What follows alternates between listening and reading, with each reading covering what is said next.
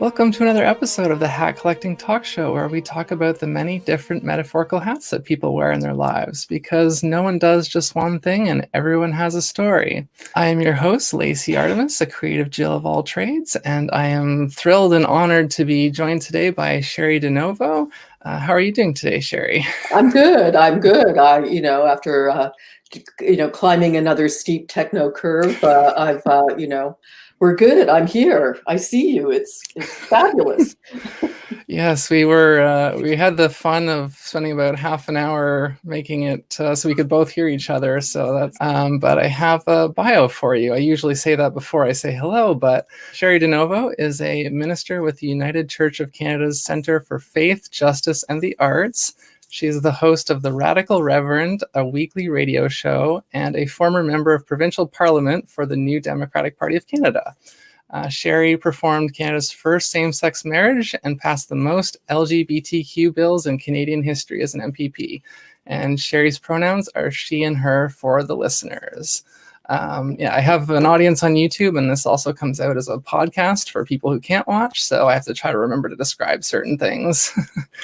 So I'm just going to do a quick land acknowledgement. We both currently live in Toronto. Toronto, or Tekaronto, is located on the traditional unceded territory of the Mississaugas of the New Credit First Nations, the Huron-Wendat, and the Haudenosaunee Confederacy, and the Anishinaabe. This is a dish with one spoon treaty territory, and we are uninvited visitors on this land. And you can find more about that at native-land.ca. I'm sure you've probably done your fair share of those as well in your work.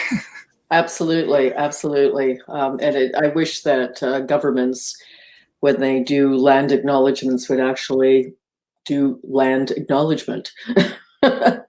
So a shout out to 1492 Land Back Lane and the Mi'kmaq in Nova Scotia, the Wet'suwet'en in BC, and their struggles all with government. Anyway, just saying. No, absolutely. I'm glad that you brought those up. So obviously you can't cover all of these things each time, but I do try to make an acknowledgement.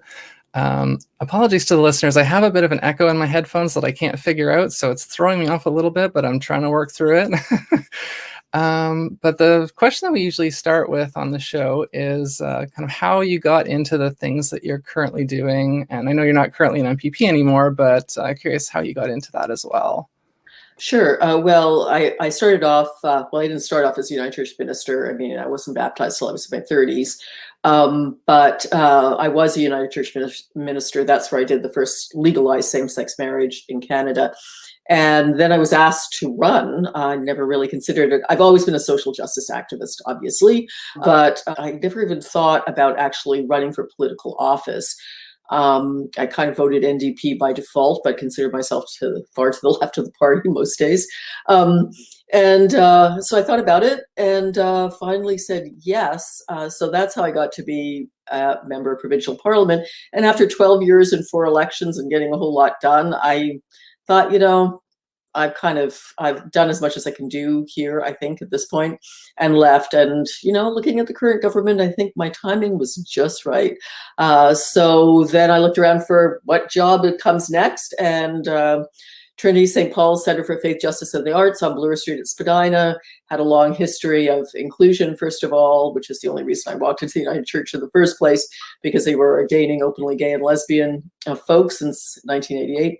And Trinity St. Paul's predated that in terms of their inclusion. And they also had this sort of multifaceted approach, which I really liked. And they liked me, so that's where I am. And I've been there for 3 years since election. And just the radio show as well, since I did touch on that. The Radical Reverend. Well, the Radical Reverend's been on the air, over 20 years now. It changed a little bit when I was in political office I called it 3 Women for a while, there for a few years, because we focused on having 3 women with 3, varying degrees of difference politically, talking about issues. So that was a lot of fun. And then when I left politics, I went back to the Radical Reverend format, gave me a little bit more freedom. So now we have a law and disorder panel, we call it, with lawyers. We have left, left, or leftist, which is our political panel. We have a faith panel with a Muslim, a Jew, and me. And then we have an extra show that I deal with all sorts of different issues depending on what's topical. So that's really the format of the show, and it's podcast too on SoundCloud and iTunes and all the usual platforms. That's really cool. I actually didn't even know about that radio show until this morning, so I'm going to have to check it out for sure. What would you say are the biggest misconceptions about each of those things? Sure. Okay. So being a radio show host, I guess, is the most understandable for people. I mean, it's just a lot of fun. I love the medium, and it's great to kind of interact. We've had almost everybody on the show. We've had the Deputy Prime Minister, we've had Chrystia Freeland on, we've had Christine Elliott, Deputy Premier, we've had Sandy Hudson, founder of Black Lives Matter. We've had a whole lot of people on that show. And so that's been really cool. And that's, I think, pretty straightforward. Being an elected member and being a politician is a whole other thing. And so I have a book coming out in March, just want to give a shout out, called The Queer Evangelist, which is a memoir in which I talk in detail about what it was like to be in politics. The sad reality is that it's about getting reelected, it's about winning. But I mean, having said that, you can still get something done. Now, I'm a drooling old socialist, so like I'm to the left of whatever's happening in government, and really have a real problem with capitalism. I think we can't save the planet under capitalism. So we have to, and no political party set up to do that right now in North America. So we're stuck. But having said that, at least within the parameters, like right now, vote Trump out by all means. Right now, I would say vote for as left as you can get, and then work to, get stuff done. So I'm kind of, you can do both. You don't have to eschew the entire political system to be effective. And also, you don't have to put all your eggs in that political basket either. But really gets things done and change are activists on the ground, people like yourself and others who do the kind of grassroots pressure on politicians. Because everything I did representing that voice. So, I mean, that voice can be incredibly powerful, and it's a really good thing to do. And then being a minister is the thing I guess people least understand these days. Like, I used to think, how could any person with any brains like sign on to any of this nonsense? Like, what is it all about? And I always wanted to ask those questions if somebody was too embarrassed. So now people ask them of me. But yeah, I mean, the problem with being a political activist and a social activist is that you're beating your head against a wall, and usually the head gives before the wall does. So the great thing about faith communities is we kind of, in progressive faith communities, we kind of model what that world would look like now. So you got a whole bunch of people trying to make that world happen right now. So looking after each other, providing for each other, and also yelling at the world outside if they're doing their job and trying to get it to, shift. So that's the joy of being in a faith community, is that it's kind of pie today rather than pie tomorrow. And also, I just felt that there was an incredible need to combat toxic religion, that hashtag the Christian right is neither, that Christo-fascism is a real force in the world, as is its corollaries, as are its corollaries in Islam and in Judaism and every other faith. So on our faith panel and with Radical Reverend, I try to highlight those voices because they don't get air often, about what does it look like to be a person of faith and not be an idiot and not be right-wing and not be homo, bi, and transphobic and, all of those things. And amazingly enough, there's lots of that out there. It just doesn't get airtime. So that I thought was really important to do, because that undergirds politics too, as you can see in the United States now very clearly. Yeah, absolutely. Thank you for all of that. So the next question on the list, regular listeners and viewers will know that I go through a series of questions here. I've made a few slight tweaks because Cheri is my first, I call elder guest. I am planning to interview more people who are of an older generation and even younger generations. Do you remember what you wanted to be or do when you grew up? Yeah, I think I think I wanted to be, I remember, what was it called? It'll come to me. But anyway, I remember there was a TV show about a psychologist and his wife, and I always thought it'd be cool, like to be a psychologist and just kind of listen to people's problems all day. But more than that, I just saw being a kind of urban professional. Like I like the idea, like of dressing like an urban professional. I mean, we're talking little kid stuff here, right? And so there was that. My mother wanted me to be like a movie star, and my dad wanted me to be a politician. So I've really lived into my dad's fantasy, haven't I? But I mean, yeah, kids. And then when I was older, I thought I wanted to be a lawyer. So I was a street kid for many years. I lived on the street in Toronto when I was a teenager, like a lot of queer kids do. And when I got myself back to school, I thought I wanted to be a lawyer. But then I took a pre-law course, and it was so deathly boring, and probably took the wrong one, obviously, because there's nothing boring about law now, I see. But back then I did. And so I just couldn't see doing 4 years of it, and did philosophy and actually a minor in psychology too. And then I went on later to do my master's of divinity, so in theology, and then a doctorate in that as well. So at U of T. So that's my educational background. Yeah.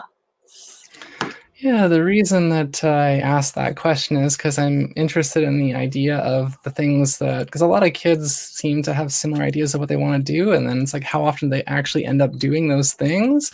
And so it's been a mix of my guests so far, and I'm really curious to just get a string of answers and see how they all compare. But on that same kind of line of thinking, there's this common cultural narrative that we're supposed to have everything figured out by the age of 30, which is not true for most people. And so I wanted to ask you, where were you at the age of 30? Yeah.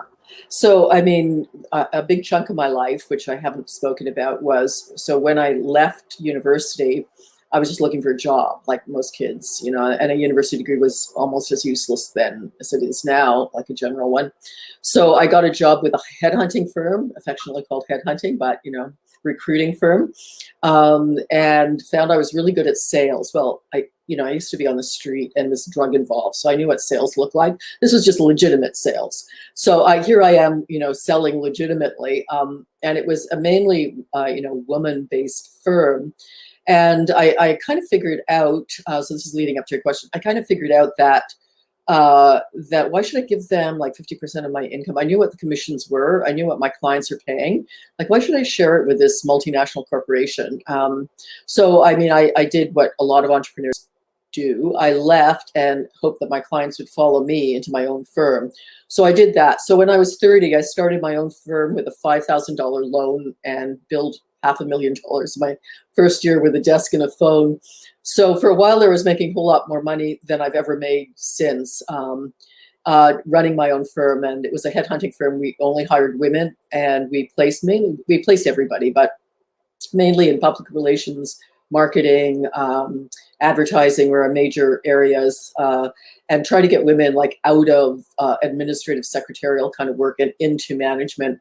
That was kind of the aim, but we did really well and kind of rode an equity wave there. This is the late 80s, early 90s, and then a recession hit. So that's why I got out of that business. But for a while there, and that's what got me into church, actually, bizarrely enough, is that I was making a whole bunch of money. I had a big house in the suburbs, swimming pool, and the Mercedes in the driveway.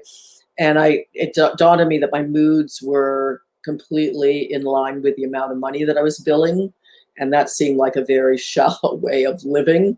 And I was always a social justice activist, so I felt like I just wasn't doing what I should be doing, and wandered into our local church at that point that had a whole speaker series on the Iraq invasion, and got kind of involved politically and spiritually through that. And then when the recession hit, I thought, great, it's an opportunity, because I don't want to go back to like having to start the company all over again and do twice as many, have twice as many clients and do half as much business. And this is an opportunity to go back to school. And that's when I went back to do my master's. I'd just kind of been burning off equity ever since. So that's that. Yeah, so like another way that I've framed that question as well is like if you weren't like kind of at a certain point at 30, at what age do you think you had sort of found the path that you thought was right for you and that you started to actually follow? Oh, wow. Not until my 40s. Like 40s are a great age. Like I know that a lot of your listeners aren't even remotely there yet, but I'm telling you 40s is where it's at, because I think you kind of get your together, if I can say that. I can't say that on radio, that's why I ask. In your 40s, like it sort of somehow all comes together, like all your experimentation, everything you've figured out, like you kind of, it settles down a little bit, and you're young in your 40s, so there's still a lot of time, and people think that's old, but it's not. Like you still have a lot of time to do things, and you know enough to be able to make the right calls, I think, by then. So I'd say 40s are a pretty great era, but I think every era has been great. I certainly wouldn't want to go back to my teens and 20s. Like those to me were really hard eras. Looking like I don't even know who that chick was anymore. Like I look back on some of the stuff she did and think, what? Like I don't even, some days I don't even like her. So, now I feel sorry for her and appreciate her, and I can hold her, and just like, you hold your little child occasionally, but yeah, like she was weird. So I wouldn't go back to that era. Yeah. Yeah, it's interesting how you mentioned, because I know when I was like a teenager that I thought like 40 seemed so old, and that's how old my parents were. And now I'm in the latter half of my 30s, and sometimes I feel a bit old. Other times I'm like, no, not even close. And so I just feel like now in my mid 30s, I'm just finally hitting the track that I'm like, I'm on the right track now. So yeah, I think you're right. I mean, you're just, the best is yet to come, Lacey. The best is yet to come. All I can say. Yeah, and people have asked me like kind of why I started this show, and it really did kind of the seed of it was this idea of, you're supposed to have things figured out, and I want to get messages out for, younger people so that they know, like, oh, if they think that they haven't accomplished certain things by 30, that it's too late and they're screwed. And it's like, no, you're not. Like, hear from all these people. And yeah. I remember thinking if I didn't accomplish things by the age of 21, I was screwed. Like, I remember that. Like, every age you think that's true, and every age it's not true. And, you can choose not to get old. Like, that's a choice, right? I mean, it really is. Like, sometimes I shake my head at people who are like old as dirt as me and think, who the hell are these people? Like, I don't feel that different, mentally or internally as I did when I was, in my 30s and had my finally together, kind of thing. But I mean, yeah, but I remember always thinking, every decade thinking, oh, I've lost, like it's over the hill now. Like I can't do it. And it's so wrong. I mean, that's crazy thinking, right? Like, you live until you die. Yeah. So again, these questions are organized in an order for a reason. And so one of the new ones that I'm adding for this case is, what would you say, or what do you think is the biggest misconception about elders in our society? That, like that they don't, I don't know, like when I thought of my elders when I was young, I thought these people have no idea about sex. Like, they never enjoyed sex, they had no idea about raising children. And then I had two of my own, they had no idea about anything. Like, well, I was part of that rebellious generation, like we thought over 30, you're just a sellout and you're doomed. And we just saw, and and it was the era too, but it's still that era. Like, it's still the same in many ways. We just had very great misconceptions, and sadly, like, stereotypes everywhere. Sadly, some of them are true, right? I mean, now I look around at some people my own age, and I think the same things I thought about them when I was 20. So it's about you. It's not about categories. Like, it's not about how old you are.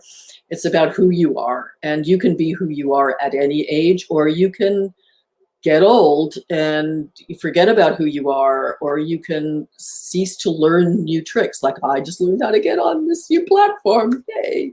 You know, so I mean, you can still do that. You can learn no matter what age you are. And I think sometimes people just give up. Like they just get tired and give up, and at every age, and that's too bad. So don't do that.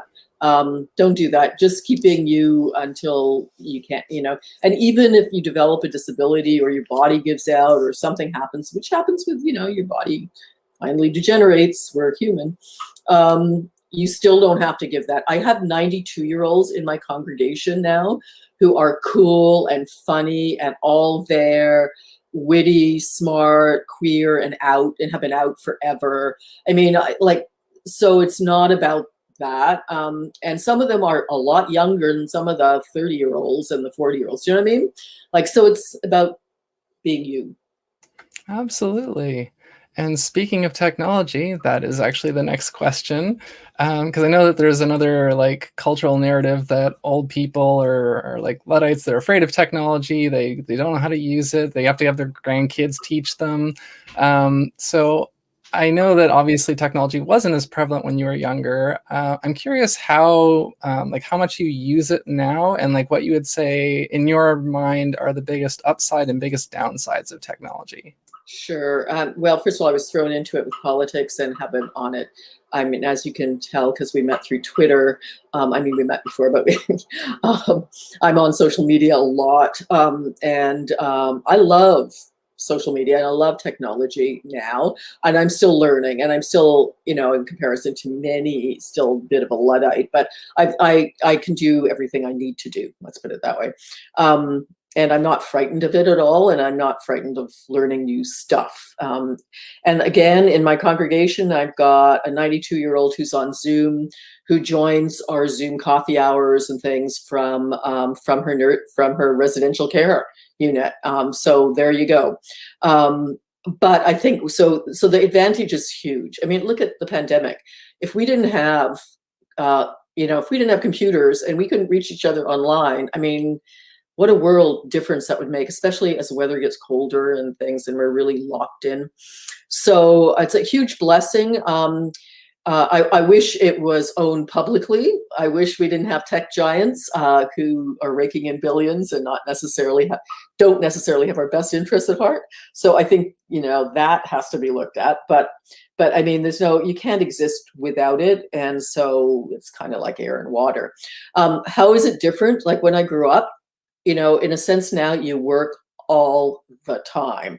So now that we're all working from home more or totally, we're working all the time. And so I remember the days when you would kind of leave the office, you know, this sounds so like 19th century or something, but when you would leave the office and go home and all you could do were make phone calls. Like, so there was no other way of contacting. So basically you're off work, like you were, you know, so there was kind of work and then there was the rest of your life. And now, I mean, hopefully you love what you do, because otherwise, like, it just kind of bleeds into everything. So it's kind of almost like an ankle bracelet, you know, if you were like locked at home, you know, and a prisoner, like you can't not be on it.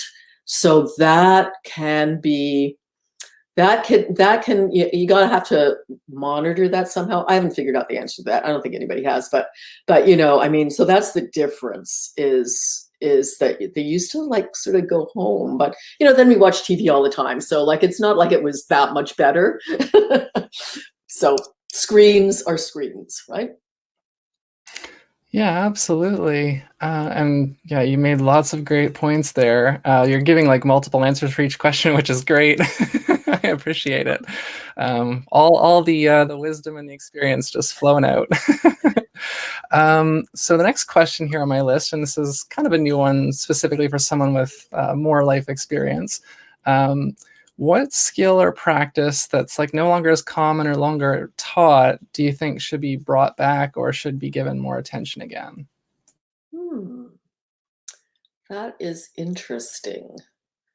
Like nothing jumps to mind, which is pretty good news, right? Like I think by and large, everything's better now. Can I say that? I mean, Yeah, we're dealing with a pandemic and, you know, insanity, but we were always dealing with something. Like, I thought I was going to die before I was 20 because of the nuclear bomb. So, you know, every generation has thought their generation is going to be the last generation for one reason or another in some way, shape, or form, right?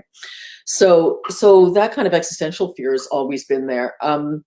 I think everything's better now. I mean, I would not want to go back to that era. I mean, it was ridiculous. Like, I guess as things I was thinking of things like cursive, or maybe like I think when I was in high school way back, there was still like a cooking class, like or financial planning things. but I mean, cooking classes were like, I used to laugh all my way through them because I was like this budding queer feminist, right? But I mean, now I think back to my cooking class more than most of the things I think back to that I learned in school. You know, like the only difference was that they should have made boys and girls do it, right? Like, I wish I'd had shop. Like, I wish I knew more what to do with my hands when things screw up. Like, you know, so like those kinds of practical things are great. Like, they actually, you carry those forward. Cursive, who cares? I mean, who cares? I mean, and really, like, we all have calculators and computers now. Like, who cares about a lot of that stuff? Is kind of a waste of time now, it seems to me. So I don't miss any of that. But yeah, it would be nice to teach in terms of kids, what they should learn is, I don't know, learn how to be revolutionaries. That would be a good thing to teach kids. Like, learn how to be activists, learn how to say no, and learn how to like put your weight behind your voice, and get politicians to do what you want them to do. And yeah, that's a really good thing, because if we're going to save this planet, we all got to be Greta's, right? So yeah, be pissed off. I love that you do this show. This is great.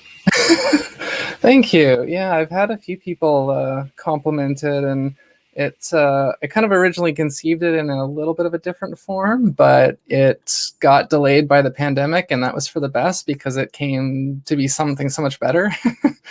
And like I said, I'm really excited to interview more elders and like teenagers and just try to get a really wide range of perspectives. So another cultural narrative that I like to push back against on this show is this idea that once we grow up and we're adults, that we're not supposed to be silly and goof around and things like that unless we're playing with our kids. But being playful and silly is an essential part of the human experience. So I like to ask my guests, what was the last playful or silly thing that they did on purpose? So the last silly thing that I did that was fun was my daughter, who's the adult, but she happens to be staying here. So after a long day's work, we would like put on my tunes. It's the only tunes that we got, right? My little compilation tunes. They're mostly funk, and there are lots of Prince, and you know, like, so you get where I'm coming from, and have a little dance party in the living room.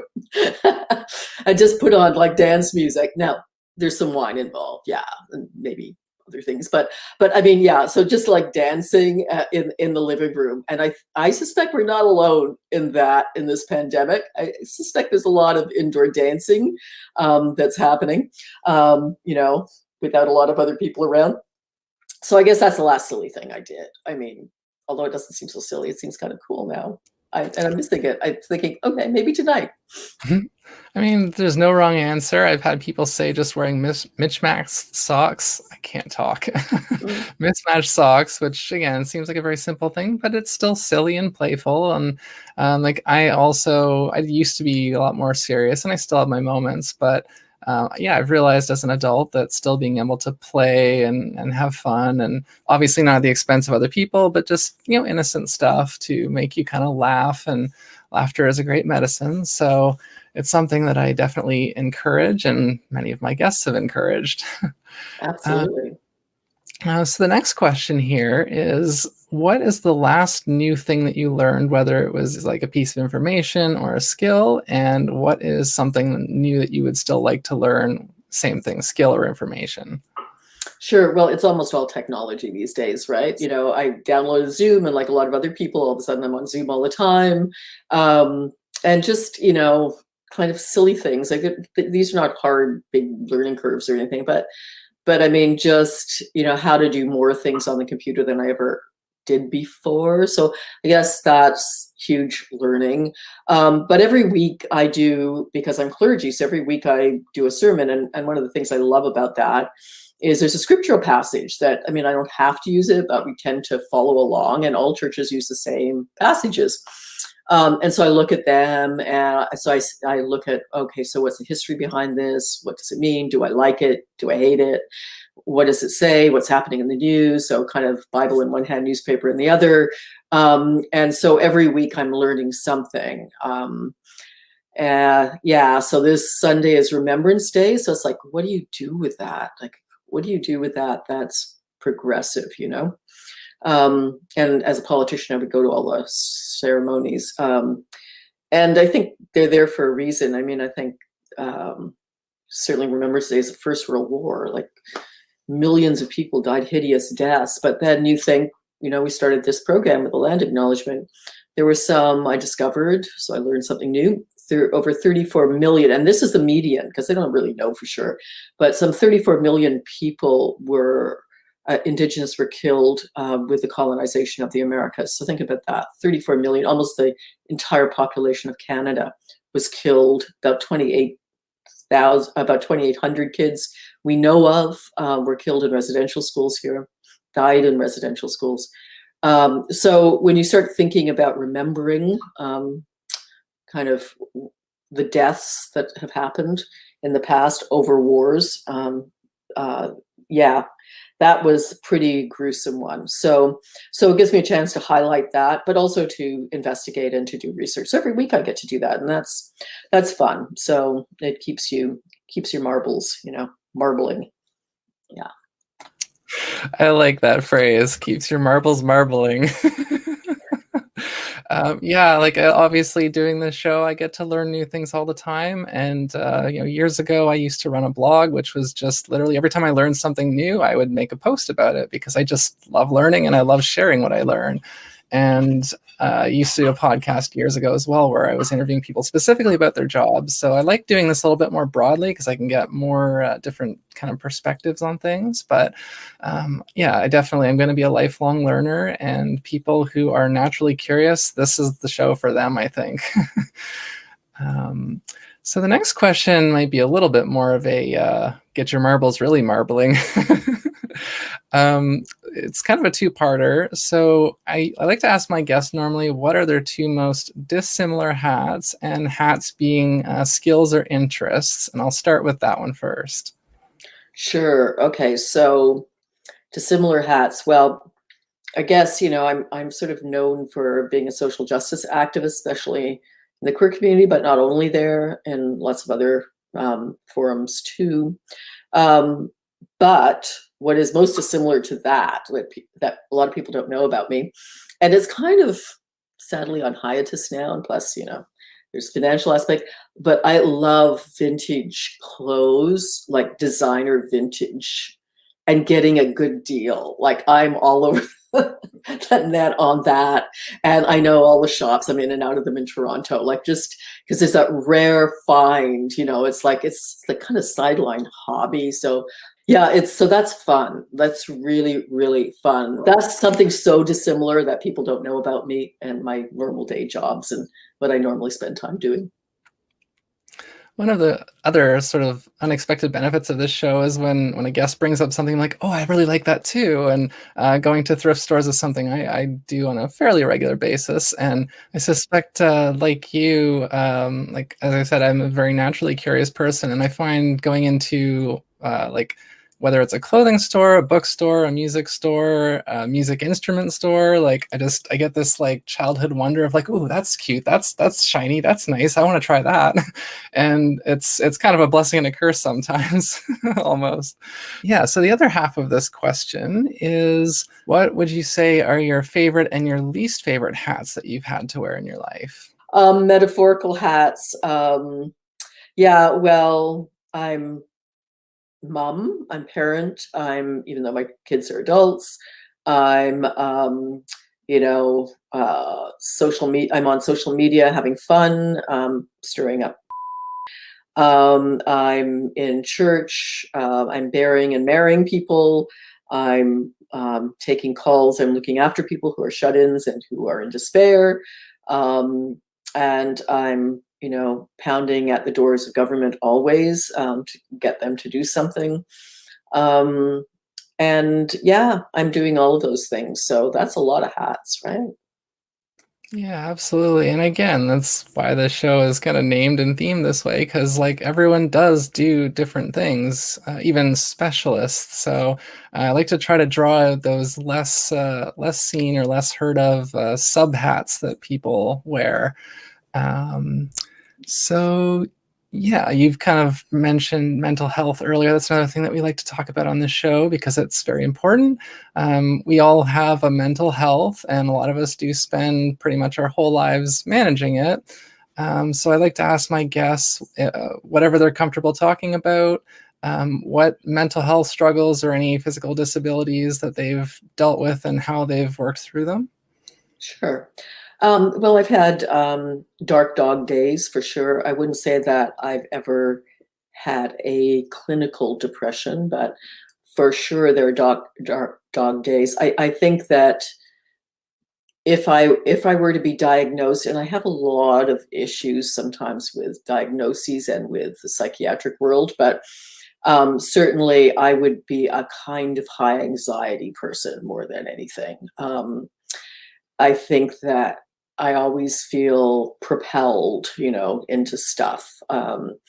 And I used to laugh with Peggy Nash, who was our MP at the time, and we would be asked this, what motivates you, question? And I would always say the man running behind me with an axe. That was my image, because from being a street kid and like always being kind of, my own provider and then provider for kids and everything, I always felt this pressure. And I don't want to make that sound more unruly than it is, but it is there. Like I don't sleep much on a good time, but that's just part of who I am, and I'm used to that. But I mean, I think that would probably, I think if I probably walked into a psychiatrist's office and give me a drug for that, I'm not going to do that. But I've managed it. Let's put it that way. I managed that level of anxiety. Yes, I do. And I think I'm not alone. I know there are a lot of people out there who manage levels of anxiety. And I think there is a biochemical part to that for sure. I don't want to dismiss that. I know my daughter can be very anxious. And so clearly that's something that runs in our family too. Yeah. And when I was a street kid and I was involved with drugs, I very quickly got that the drugs that I learned I really liked were very dangerous, and that I would probably end up dead if I kept doing them, primarily the drug among them being methadone. And so I stopped. Now, I was lucky, right? Because again, there's a genetic component to addiction issues, and I was just one of those lucky people that was able to do that and still survive. And there wasn't any help there that I was aware of for kids back then.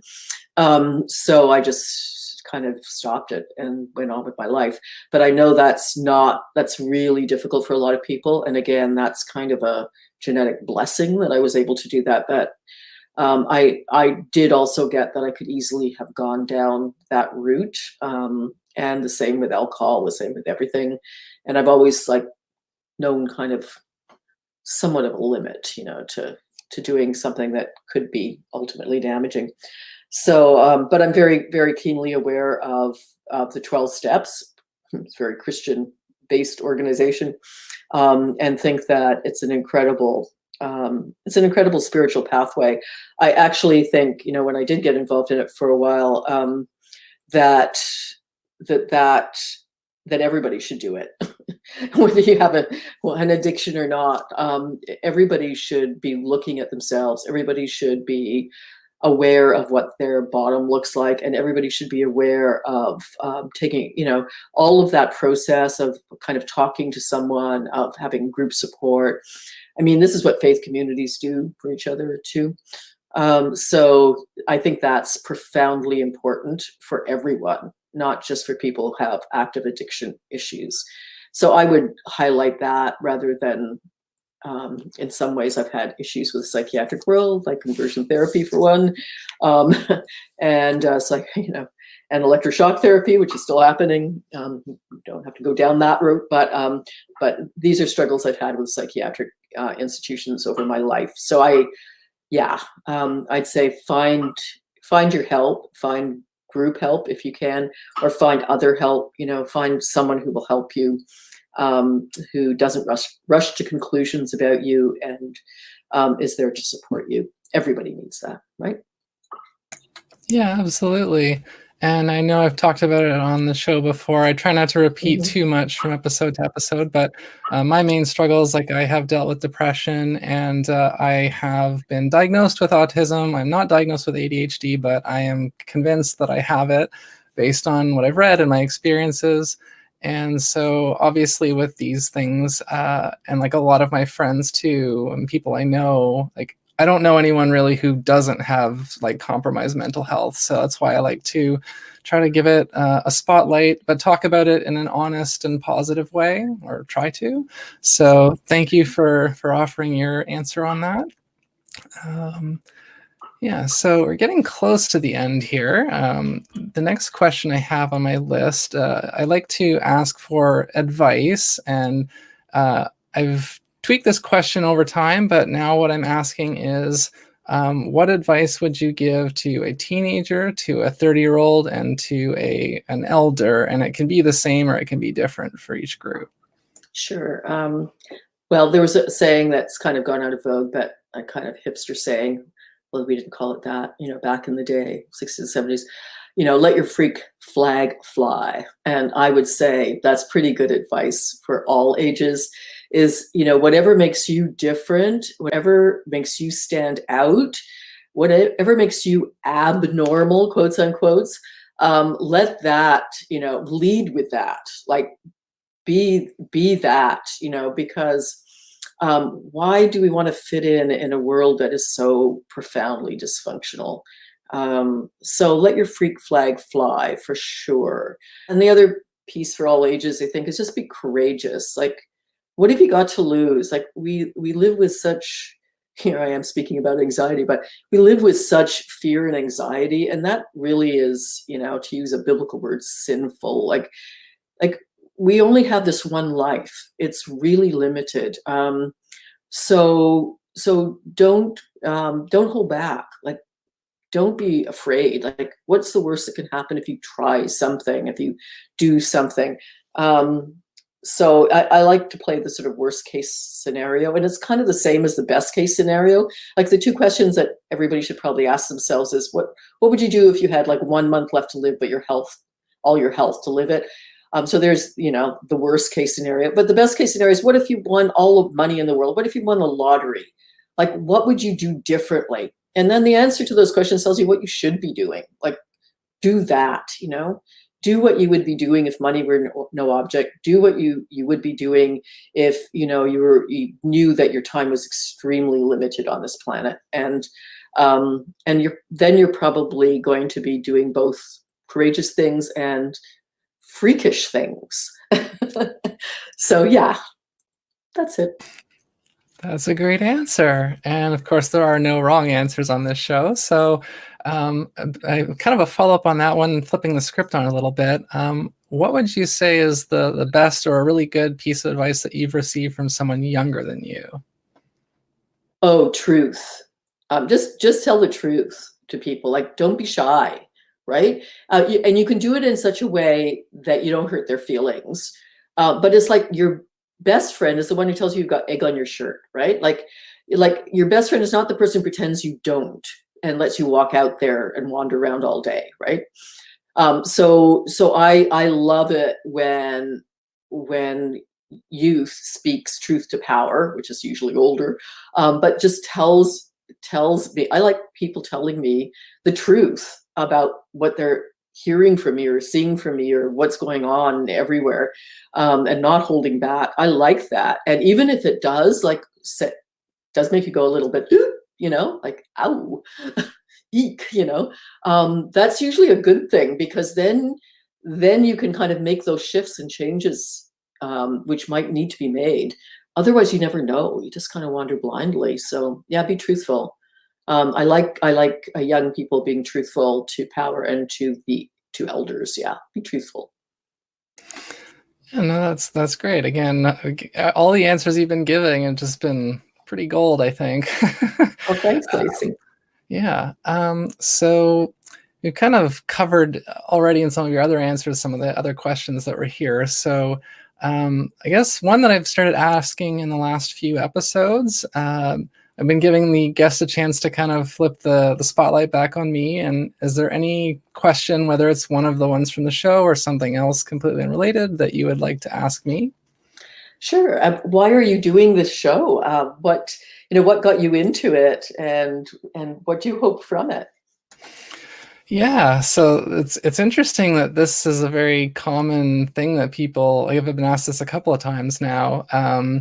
So yeah, again, the short version is just I wanted to create something where I could show other people like me who were kind of past 30 and felt like it was too late, that that's not the case, and that people who don't specialize, that's okay. You can still make a living if you're kind of doing a few different things, and also that everybody does do different things. Because like if you say like, oh, what do you do? You'd be like, I'm an accountant. Well, what else do you do? Well, that's what I do. And like, well, what do you like? So I'm trying to just ask the right questions to get out the right information, insights, so that anyone who watches or listens to this will kind of get some maybe some more confidence, or feel a little bit less alone, or get some just the right piece of insight to be like, okay, that was the piece I was missing. Now I know what I want to do next. And that's because they say, make the art or make the thing that you wish existed in the world. And this is something I would definitely want to exist if I wasn't doing it. So that's, yeah, I keep trying to find different ways to answer that question. It's a great answer. I love that answer. It's a good Yeah. thing. So thank you for asking. Yeah, so I guess at this point we'll do plugs before we do the traditional sign off for the show. So for people who want to find you online, stay up to date with what you're doing, get in touch with you, where can they do that? Sure. Well, so my name, Cheri DiNovo. So I'm on Twitter, I'm on Facebook, I'm on Instagram, and I work at Trinity St. Paul's Center for Faith, Justice, and the Arts in Toronto. So you can reach me there. And yeah, so that's all those things I'm doing. And in March, I have a book coming out called The Queer Evangelist, which is memoir, and re-releasing a book I won the Lambda Award for in Washington, D.C. back in 2005. It was my doctoral thesis, Americanized, called Queering Evangelism. So, and I'm always happy to hear from anybody. Yeah, you've been very responsive to me and very like friendly, so that was really nice, and I can tell that you definitely care. I knew that before, anyways, from the fact that you go to protests and stand up to bigots. But I'm just really happy to have, like, I know I'm younger and I'm doing the grassroots stuff, but you're still right to your kind of, I don't want to say your last days, but like you're. Yeah, well, don't hurry me along there, Lacey, but. But yeah, I hear what you're saying. Absolutely. Yeah. Nothing. That's what I'm saying. Nothing changes, right? Like that doesn't change if you don't want it to. Yeah, absolutely. The only thing I found with that is, like, obviously different people, maybe different things will happen in their lives. I'm not always able to go out and attend all the protests that I want to, but if I can't do that as much, then I try to do it more in other ways. And so that's why in this show I like to highlight Black Lives Matter and Indigenous rights, and give every guest the chance to kind of promote something of that as well. So absolutely. And that's the problem with the pandemic. Just want to say that I don't go to as many demonstrations either, because literally it's not safe. And people that have compromised systems for whatever reason, age or youth or any other reason, it's really tricky. It's not really safe often. And so we do what we can where we are, right? Yeah, and that's another thing too, is that people think there's only like one, maybe, or if people do think there's only one way to protest, that's definitely not true. And I've heard, actually, this is another good question I should ask you, because I've heard that like signing online petitions, it's better than nothing, but it's mostly kind of ignored. It's definitely more like powerful and meaningful to like call or write a letter or go in person. Can you lend any credence to that? Well, I'd say all of the above kind of thing. Yeah, sign the petitions about, as they call it, hacktivism. But I mean, do that. But here's what counts the most: is getting your personal voice to your representative's ear, right? Because de facto that's a poll, and politicians are all about polling. So if you, and everybody and I say this always to people, for example, online who have conservative MPs or MPPs and say, oh, they don't get back to me. And then not just conservatives, but they say, well, they never get back to me. I say, don't worry about that. Just email them. And, we used to, as politicians, we'd see, over issues, we just count the emails. Like, we wouldn't get back necessarily to people. There's no time in a day, but you see 20 emails on this topic a day, or 15. So what you're doing is you're adding your voice to other voices around an issue. And the more voices they hear, the more they're likely to listen, because even if they don't get back to you, because it's a de facto poll. And especially if you live in their riding, remember, you're the one who's voting for them.